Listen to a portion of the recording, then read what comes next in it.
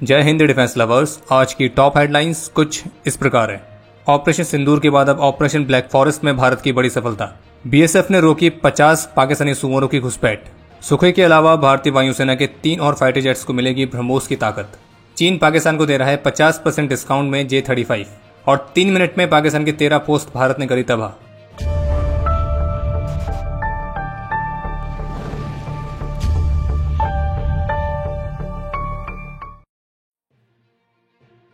छत्तीसगढ़ के नारायणपुर में एक मैसिव एंटी नक्सल ऑपरेशन के दौरान भारत की सिक्योरिटी फोर्सेस ने 27 हार्डकोर नक्सल्स को सफलतापूर्वक न्यूट्रलाइज किया है, और जिनमें सीपीआई माओइस्ट का टॉप मोस्ट लीडर यानी कि उनका जनरल सेक्रेटरी जिसका नाम है नंबाला केशव राव AKA बसवा राजू, तो उसे भी सफलतापूर्वक न्यूट्रलाइज कर दिया गया है, जिसे नक्सल मूवमेंट की बैकबोन कहा जाता था। और नक्सलिज्म के खिलाफ भारत का जो ये युद्ध है, जो कि लगभग 3 दशकों से चल रहा है, तो इस पूरे बैटल के दौरान पहली बार ऐसा हुआ है जब इन नक्सल्स का जनरल सेक्रेटरी रैंक का लीडर ढेर किया गया है। और गृह मंत्री श्री अमित शाह की तरफ से दी गई जानकारी के मुताबिक छत्तीसगढ़, तेलंगाना और महाराष्ट्र में ऑपरेशन ब्लैक फॉरेस्ट के कंप्लीट होने के साथ ही 54 नक्सल्स को गिरफ्तार किया गया है और 84 नक्सल्स ने अपने आप को सरेंडर करवाया है। साथ में यह भी बताया गया कि भारत सरकार 31 मार्च 2026 से पहले नक्सल्स को पूरी तरह से एलिमिनेट करने के लिए प्रतिबद्ध है। और आपको बता दें कि नक्सल्स का जो general secretary leader Nambala Keshav Rao उर्फ बसवा राजू है, जिसे 50 घंटे लंबे चले इस ऑपरेशन के दौरान ढेर किया गया, तो उसे गुरिल्ला वॉरफेयर में लिट्टे के द्वारा ट्रेन भी किया गया था और ये लगभग 50 वर्षों से सक्रिय था और इसके सर पर 1.5 करोड़ रुपए का इनाम भी था। और एंटी नक्सल ऑपरेशंस में हमारी फोर्सेस के लिए एक बहुत बड़ी सफलता है। लेकिन दुख के साथ हमें आपको बताना पड़ रहा है कि इस ऑपरेशन के दौरान हमारी पुलिस की एक सपोर्टर की जान गई है और जबकि एक अन्य पुलिस जवान घायल भी हुआ है। और बाकी जो रिकवरी की गई है उसमें 12,000 किलोग्राम तक की फूड सप्लाईज, 400 से अधिक IEDs, 800 से अधिक BGL शेल्स, करीब 900 कॉडेक्स के बंडल्स, डेटोनेटर्स और बहुत अधिक मात्रा में एक्सप्लोजिव मटेरियल्स भी रिकवर किए गए। द ट्रिब्यून की रिपोर्ट के मुताबिक ऑपरेशन सिंदूर के दौरान ब्रह्मोस मिसाइल से equipped Sukhoi Su-30 MKI fighters की सफलता को देखने के बाद अब भारतीय वायुसेना के 3 और अलग अलग तरह के फाइटर जेट्स में ब्रह्मोस मिसाइल के नेक्स्ट जनरेशन वर्जन्स को इक्विप करने की योजना बनाई जा रही है। और ये 3 अलग अलग प्लेटफॉर्म्स MiG-29, मिराज 2000 और भारत का अपना स्वदेशी LCA तेजस होगा, जिसमें ब्रह्मोस का नेक्स्ट जनरेशन वर्जन जो कि ब्रह्मोस NG के नाम से जाना जाता है और जो कि ब्रह्मोस का एक लाइटर वर्जन है, तो उसे इंटीग्रेट किया जाएगा। और इस रिपोर्ट में सोर्सेज के हवाले से बताया गया कि जो ब्रह्मोस NG है वो आगे चलकर भारतीय वायुसेना के प्राइमरी डेटरेंट वेपन का हिस्सा होगी, क्योंकि ब्रह्मोस ने तो साबित कर दिया कि फिलहाल अभी तक तो ऐसा कोई एयर डिफेंस सिस्टम नहीं है जो कि उसको रोक सके, खास करके हमारे दोनों एडवर्सरीज के पास। और ऑपरेशन सिंदूर के दौरान ब्रह्मोस अपनी सुप्रीमेसी पूरी दुनिया को दिखा चुकी है। बाकी ऑपरेशन सिंदूर के दौरान ब्रह्मोस मिसाइल ने पाकिस्तान के मेजर एयर बेसिस पर जो प्रिसाइज तरीके से बड़े बड़े छेद किए हैं, तो पाकिस्तान सच में कंफ्यूज है कि वो करे तो करे क्या। और अभी तो ब्रह्मोस के हाइपरसोनिक वर्जन पर भी काम चल रहा है। बाकी ऑपरेशन सिंदूर से जुड़ी कुछ और मुख्य जानकारियां भी सामने आई हैं, जैसे कि BSF ऑफिशियल्स ने ANI के साथ बातचीत में कंफर्म किया है कि 8 मई को जम्मू कश्मीर के सांबा डिस्ट्रिक्ट में BSF ने 45 से 50 आतंकियों की एक बड़ी घुसपैठ को नाकाम किया था। और BSF के पास क्रेडिबल इंटेलिजेंस थी कि पाकिस्तानी सुअरों का एक बहुत बड़ा ग्रुप भारत में घुसपैठ करने की कोशिश में है, और इसीलिए BSF उन सुअरों को हॉरिफाइड करने के लिए पूरी तरह से तैयार बैठी थी।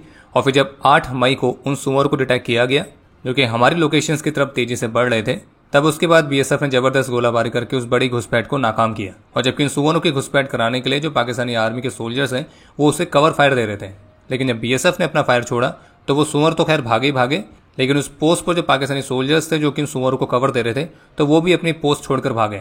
वहीं इसके अलावा टाइम्स ऑफ इंडिया की रिपोर्ट के मुताबिक ऑपरेशन सिंदूर के हिस्से के तौर पर जम्मू कश्मीर के अखनूर सेक्टर में LOC के पास भारत ने अपने T-72 मेन बैटल टैंक्स को भी मूव कराया था। और ये टैंक्स जो कि अपनी लीथल 125 mm की गन्स के साथ इक्विप थे, तो ये यहाँ पे एयर डिफेंस, आर्टिलरी और इन्फेंट्री की जॉइंट डिप्लॉयमेंट का एक महत्वपूर्ण हिस्सा थे।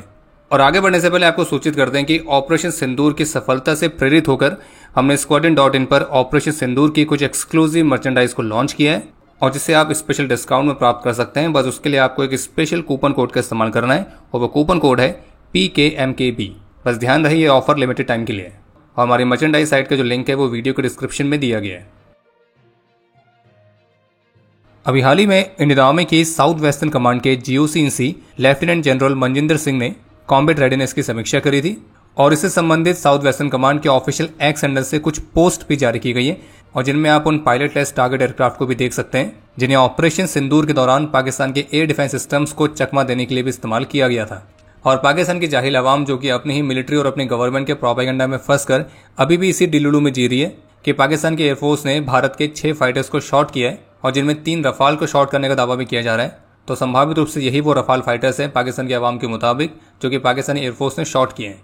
बाकी जिस तरह से भारत ने डिकॉय एयरक्राफ्ट का इस्तेमाल किया था पाकिस्तान के एयर डिफेंस सिस्टम्स को चकमा देने या यूं कहें टूतिया बनाने के लिए, तो उसको तो अभी हाल ही में पाकिस्तान के हैंडल्स ने भी खुद ही गलती से स्वीकार कर लिया है कि हाँ, भारत ने डिकॉय ड्रोन्स इस्तेमाल किए थे। बाकी इन डिकॉय ड्रोन्स को स्पेशलाइज्ड पेलोड के साथ इक्विप किया गया था ताकि रडार इस बात को लेकर कंफ्यूज हो जाए कि वो ड्रोन्स नहीं बल्कि भारतीय वायुसेना के Su-30 MKI और MiG-29 UPG जैसे फाइटर जेट्स हैं। और जैसी योजना थी वैसा हुआ भी। पाकिस्तान के एयर डिफेंस सिस्टम्स चकमा खा गए, उनकी पोजीशंस रिवील हो गई। फिर उसके बाद पाकिस्तान के अब्बा ने किस तरह से पाकिस्तान का हारमोनियम बजाया है तो वो तो पूरी दुनिया ने देखा ही है।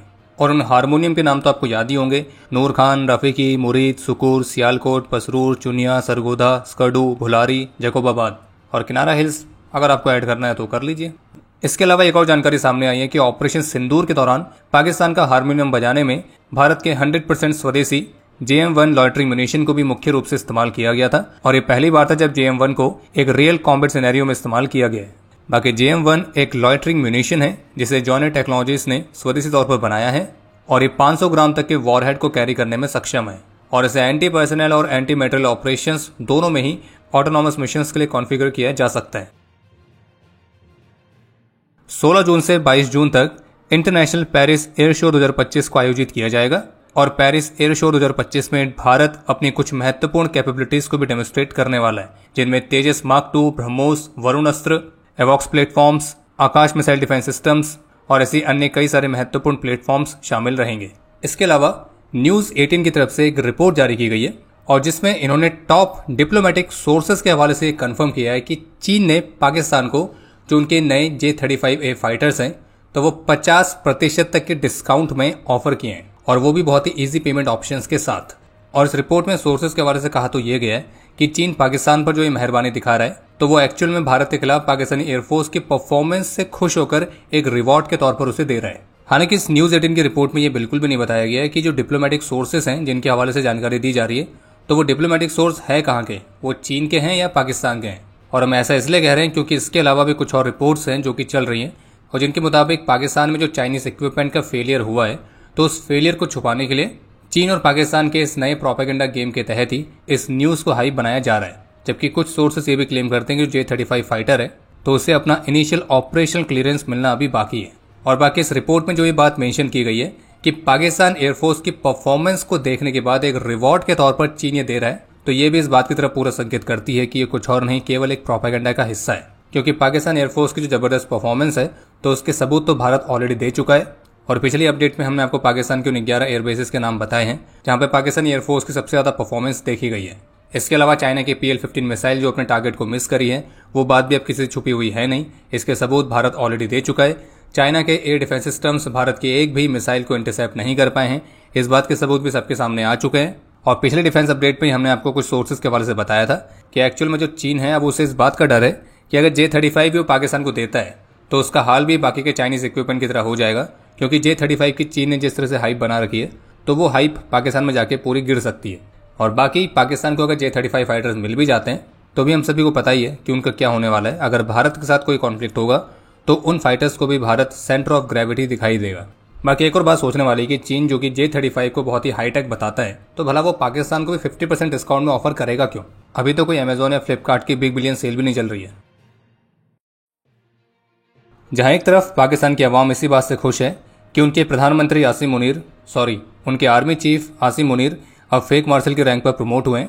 और कमाल की बात है कि प्रमोशन मिला भी किस चीज के लिए कि भारत की जवाबी कार्रवाई में शायद वो जिंदा बच गए। बाकी पाकिस्तान सरकार के जो सबसे टॉप के कार्यकर्ता हैं जिनका नाम है शहबाज शरीफ, तो उन्होंने भी अपने एक्सेंडर से आसिम मुनीर को बधाई दी है क्योंकि उनके मुताबिक पाकिस्तान के ऑपरेशन बनियान मरसूस में आसिम मुनीर की कमाल की लीडरशिप में पाकिस्तान ने अपने दुश्मन के इरादों को क्रश कर दिया है। वो बात अलग है कि इनके ऑपरेशन बनियान मरसूस में इनकी खुद की बनियान क्या सभी कुछ उतर गया है। बाकी आसिम मुनीर ने बंकर के अंदर छुप के कितनी कमाल की लीडरशिप दिखाई है वो तो खैर काबिल तारीफ ही है। यानी कि अब ये भी कह सकते हैं कि पाकिस्तान युद्ध तो हार गया है लेकिन जो आसिम मुनीर है वो जरूर जीत गया है। बाकी पाकिस्तानी मिलिट्री के लिए जो लाइन बेहद ही फेमस है कि युद्ध कभी वो जीते नहीं और इलेक्शन कभी वो हारे नहीं। बाकी ऑपरेशन सिंदूर से जुड़ा हुआ एक बहुत ही कमाल का अपडेट ये भी सामने आया है कि पाकिस्तान की फायरिंग के बाद अपनी जवाबी कार्रवाई में जब भारतीय सेना ने फायर किया तो केवल 3 मिनट के अंदर पाकिस्तान की 13 पोस्ट डिस्ट्रॉय कर दी गई थी। बाकी इसके अलावा एक अपडेट यह है कि गुजरात एटीएस ने एक 18 वर्षीय व्यक्ति को गिरफ्तार किया है जिसका नाम है जसीम शहनवाज अंसारी, और इस पर आरोप है कि भारत की कई सारी गवर्नमेंट वेबसाइट के खिलाफ मल्टीपल साइबर अटैक्स में शामिल था, खास करके ऑपरेशन सिंदूर के दौरान। हिंदुस्तान टाइम्स की रिपोर्ट के मुताबिक ये जो आरोपी है 12th ड्रॉप आउट है, लेकिन इसने कई अलग अलग प्रोग्रामिंग लैंग्वेजेस में एक्सपर्टीज प्राप्त कर रखी है। लेकिन सबसे हैरानी वाली बात यह है कि इसने अपने ही देश के खिलाफ जो ये साइबर अटैक्स की कोशिश करी, तो इसके पीछे कोई फाइनेंशियल मोटिव नहीं था, बल्कि एक तरह की रेडिकलाइज आइडियोलॉजी का हिस्सा था। और इस आरोपी ने 7 मई को भारत की कम से कम 20 गवर्नमेंट वेबसाइट्स को डाउन करने का प्रयास किया था, यानी कि उसी दिन जिस दिन ऑपरेशन सिंदूर की शुरुआत हुई थी। और अंसारी ने टेलीग्राम पर कई सारे एंटी इंडिया मैसेजेस भी शेयर किए थे।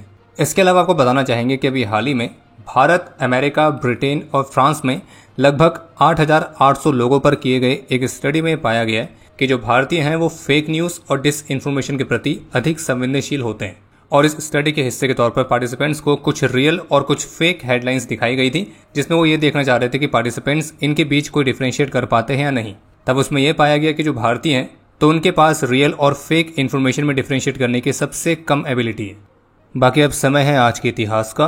आज के दिन 1999 में कारगिल में अपने अदब में साहस और वीरता का परिचय देते हुए लेफ्टिनेंट के भट्टाचार्य ने अपना सर्वोच्च बलिदान दिया था और इन्हें मरणोपरांत सेना मेडल से सम्मानित किया गया।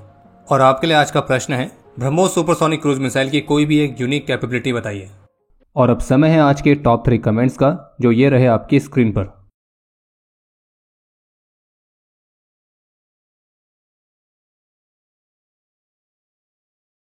उम्मीद है आपको आज का एपिसोड पसंद आया होगा।